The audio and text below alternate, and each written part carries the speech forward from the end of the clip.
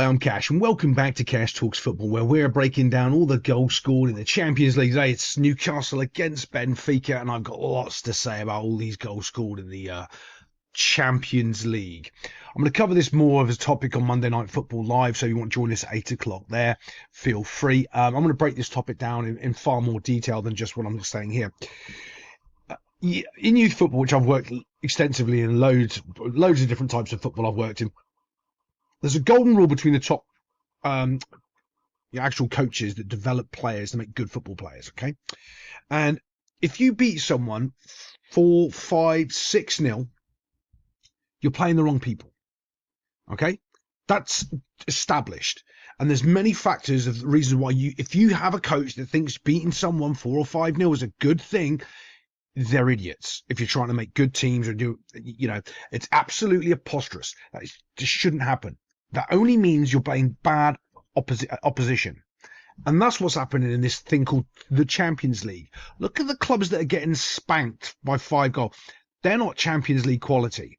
And this league is it's awful. But what will happen is the people that don't know anything about football, the sports pundits and the media, will go, oh, look, there's 40-something goals scored. Aren't we good? No. You've got a bunch of terrible football teams playing in the Champions League that shouldn't be there. And I'm going to go over the reasons why it's detrimental for your team to win 7-0. If you're beating teams like that, there's so many problems that you have. And it is a long discussion, so I will save it for Monday Night Live. But if you want to join me for there and save your comments and listen, because I'm sure you're going to have some, and promise me, you can be wrong. I've done all of this. I've been there. I've done it wrong. Now I've done it right. Now I know what to do and why it's important. It's just really, really bad, and it's bad for football too. But old Mourinho's back at Benfica. Benfica had a couple of opportunities. I'm going to show you one here. A lot of those from long balls. I've also got Nick Pope. I think he's a good goalkeeper. I really do. But I'm going to have a little look and a call out on his little throw, because there might be a problem that no one else is talking about. I could be wrong, but not normally. So we'll see. But Benfica were getting in behind with some simple long balls. Just Newcastle weren't defending them well. And the pace of this wee kiddie here was decent. The only thing, he had a good strike at goal as well. Just lacking a bit of composure here. It's a good save, it really is. And here's one thing as well.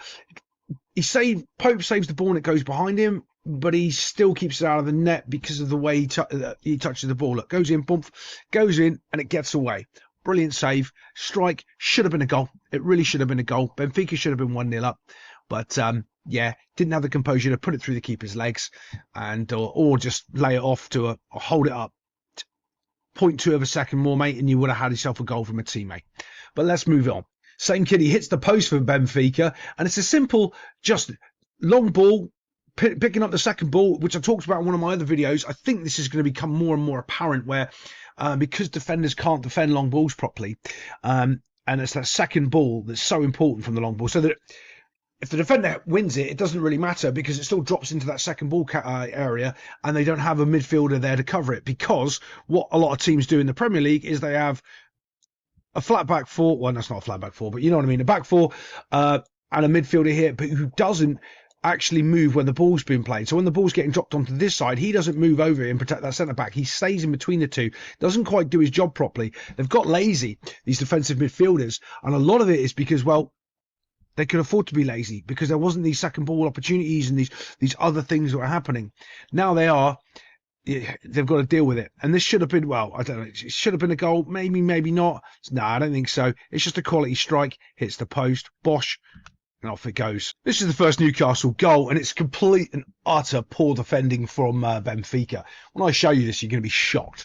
So Benfica lose the ball just by trying to doing a little whip curve ball into the midfield, gets picked up, and as soon as Newcastle pick it up, they're off to the races. Look, there you can see the run, you can see there's another one starting there, and there's the through ball. It goes through. This shouldn't be a goal, okay? Everything is set right for Benfica to deal with this. Wait until I show you this. Okay, so we're going to do this because it's really hard for me to play clips and let them flow. So I'm going to show you the beginning and the end, and then we're going to fill in the middle, all right? So, great ball. It's gone out wide. Great. It's got to get the crossover. Doesn't matter. 2 defenders. evenly positioned, one to cut the ball out there, one to cut the ball out there. There's no way on earth this ball can get all the way over to there because this defender's going to cut it out. Can't happen. He's too far ahead. Absolutely perfect. No way. So when the ball is crossed, how on earth is he completely free and that other central defender is no longer there? He's over here. Huh?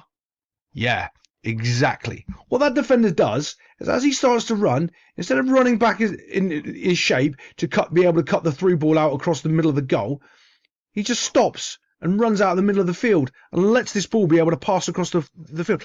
I don't think he understands what he's supposed to be doing as a defender. He doesn't care about this player here. It's not his role. It's not his job. It's the other defender's job right there. But boom. And it's almost impossible for them to cut the ball back here anyway. And if he does, you're here and you can run and pressure the shot. Like, you have to stay here so this simple ball cannot come across the 6-yard box and Newcastle get a tap in. If you're looking at it from the Newcastle perspective, it's a well-worked goal. It's brilliant. It's not. It's not. Benfica really, really bad defending. See, here he is, perfectly in line to cut that ball out, which is played across. Now, he sees that the striker here, and it's, what's his name? Walter Messi, the new guy at Newcastle. And he just runs straight to... Look, there you can see. He's starting to curve his run. He's going over there. If he just carried on running, he'd be right there. This ball would go straight in and kick it straight out for a corner. Complete and utter chaos. Panics, runs, turns, look, boom, boom, boom, boom, goes all the way over there. And he's left a gaping hole in the centre of the goal. It's like, what are you doing? He's basically going, there you go, Newcastle, have a goal. So poor. But this is the Champions League. This is the best of the best, boys and girls. Promise there's not going to be a one-sided games this week. No, can't happen. So when you've coached and been around football as long as I have, you've probably seen this as well yourselves. One of the things that you can catch goalkeepers out on quite often is handball. Now, they don't really call it in the Premier League or anywhere else, because in actual, it gets a sort of standard in football, where they just ignore it, right? Genuinely, they just ignore it. The goalkeeper can step outside the box when he's kicking the ball with the ball in his hand, and the linesman won't flag it, right? I don't know when this ball actually leaves Pope's hand. Now, I don't think his foot comes out of the 18-yard box, but I don't know. It's so hard because I can't. I've been looking to try to get some good footage or some zoomed-in footage, and I can't to see whether or not he's actually extended the arm outside of the 18-yard box before he's released the ball, and it's a little bit too quick. You be the judge, right? Let's have a little quick look. See, it's gone a little bit too fast, and I can't tell if he's outside. His foot's outside the box now as he's pulled himself through. I bet if I had the VAR footage and I could look at it from down that line, that's a handball. Sorry, that's a good chance that is a handball. Unfortunately, I'm probably right, and I can't find the footage to back me up, but I hope someone in the comments can leave me a link showing that I'm wrong. That'd be brilliant. But I think it is. And it will take away from a wonderful assist, but they'll never call it. But these are the nuances that they don't even think about in games. They're not even, don't even fathom it. Yep, he's actually stepped outside the box, released the ball too late, and his foot has gone outside, or the ball is still in his hand after he's left the 18-yard box. Yeah, see, that's what VAR is supposed to be for, but they won't do that because, wow, that would be actually us enforcing the rules. It is a great throw, though. We've got to take sort of, a bit of credit there. But again, watch this awful Bayern Munich defend. Bayern Munich defending. Oh my God, I'm losing the plot. Benfica defending. Defender really should have dealt with that. He doesn't. Dump, bounces, skips under him, and now he's just on for a 1v1. You've got to give credit to this finish, though. This is a similar sort of situation. Not the same, but similar that Benfica had, where they couldn't finish their opportunity. And this is the difference of winning football games. Harvey Barnes, I think, scores this one. Harvey Barnes does. Off the post, in he goes, celebrating his goal. To me, though, this is the pick of the bunch. This is by far the best goal. This is football. Isn't Benfica making a mistake? This is Newcastle scoring a legitimate good goal. Ball's come in. He's pinged it around the corner, giving it to his mate. He's making a run. He's going to get the ball back. Absolutely brilliant. He's starting from out here. He's running inside. He's going that way. Makes these defenders that really don't know what they're doing get caught all over the place. But it's good football.